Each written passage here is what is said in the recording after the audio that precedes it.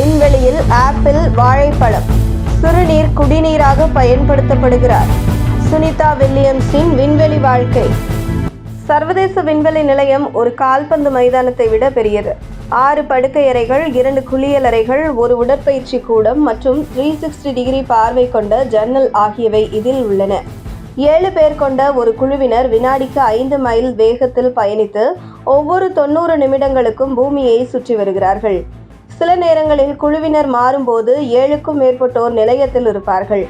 356 அடி நீளம் கொண்ட சூரிய சக்தியால் இயங்கும் விண்வெளி நிலையத்தின் இறக்கைகள் உலகின் மிகப்பெரிய பயணிகள் விமானமான ஏர்பஸை விட நீளமானவை. புவி ஈர்ப்பு விசை இல்லாததால் மனித உடலில் தசை மற்றும் எலும்பு நிறை இழப்பை குறைக்க விண்வெளி வீரர்கள் ஒரு நாளைக்கு குறைந்தது 2 மணி நேரம் உடற்பயிற்சியில் ஈடுபடுவார்கள். பூமியிலிருந்து ஏவப்பட்ட 4 மணி நேரத்திற்குள் ஒரு விண்கலம் விண்வெளி நிலையத்தை சென்றடையும். சர்வதேச விண்வெளி நிலைய வீரர்களுக்கு 300 வகையான உணவுகள் வழங்கப்படுகின்றன. அவை விண்வெளி வீரர்களுக்கு சிறிய பாக்கெட்டுகளில் வழங்கப்படுகிறது. இந்த உணவுகள் சிறப்பு உணவு நிறுவனங்களால் தயாரிக்கப்படுகின்றன. தயாரிக்கப்பட்ட உணவுகள் உறைய வைக்கப்பட்டு அதில் இருக்கும் நீர் முழுமையாக வெளியேற்றப்படும். இவ்வாறு நீர் வெளியேற்றப்படுவதற்கு காரணம் அதை எளிதாக சேமித்து வைக்கலாம் என்பதால் விண்வெளி வீரர்கள் உணவுகளை மீண்டும் தண்ணீரால் சூடாக்கி அல்லது குளிர்வித்து சாப்பிடுவார்கள். தேநீர், காஃபி, ஆரஞ்சு சாறு மற்றும் ஓட்ஸ் போன்ற தானியங்கள் இந்த முறையில் எடுத்துக்கொள்ளப்படுகின்றன.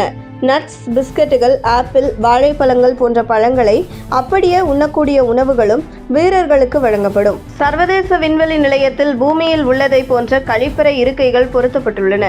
ஆனால் பூஜ்ய ஈர்ப்பு விசை இருப்பதால் அதில் அமரும் முன் அந்த இருக்கையில் இருக்கும் பெல்ட்டுகளை மாட்டிக்கொள்ள வேண்டும். கழிவுகளை கையாள நீருக்கு பதில் காற்று பயன்படுத்தப்படுகிறது. அதாவது ஒரு வேக்யூம் கிளீனர் செயல்படுவது போல கழிவுகள் மிதக்கக்கூடாது என்பதற்காக அவை உடனடியாக உறிஞ்சப்படும். இந்த கழிவுகள் பின்னர் மொத்தமாக அப்புறப்படுத்தப்படும். இந்த கழிவுகள் கவனமாக சேகரிக்கப்பட்டு விண்கலன்களில் ஏற்றப்பட்டு பூமியின் வளிமண்டலத்தில் நுழையும் போது அவை விடுவிக்கப்படும். வளிமண்டல வெப்பம் அவற்றை முழுமையாக எரித்துவிடும். இதுபோன்ற முறையில் சிறுநீரும் உறிஞ்சப்படும். ஆனால் அவை அப்புறப்படுத்தப்படுவதில்லை. கழிவுநீர் தொட்டியில் சேகரிக்கப்பட்டு மறுசுழற்சி செய்யப்பட்டு சுத்திகரிக்கப்பட்டு குடிநீராக பயன்படுத்தப்படுகிறது. இந்த நீர் பூமியில் கிடைக்கும் குடிநீரை விட சுத்தமானது என நாசா கூறுகிறது. குளிப்பது என்பது விண்வெளியில் சாத்தியமில்லை. திரவ சோப் கொண்ட ஈரமான துண்டை பயன்படுத்தி உடலை துடைக்க முடியும். தலைமுடியை கழுவ தண்ணீர் இல்லாமல் வேலை செய்யும் ஷாம்புவை பயன்படுத்திவிட்டு உலர்ந்த துண்டு கொண்டு துடைக்கலாம். கைகள், முகத்தை சுத்தப்படுத்த திரவ சோப் கொண்ட டிஷ்யூக்கள் அல்லது ஈரமான துண்டு மூலம் துடைக்க வேண்டும்.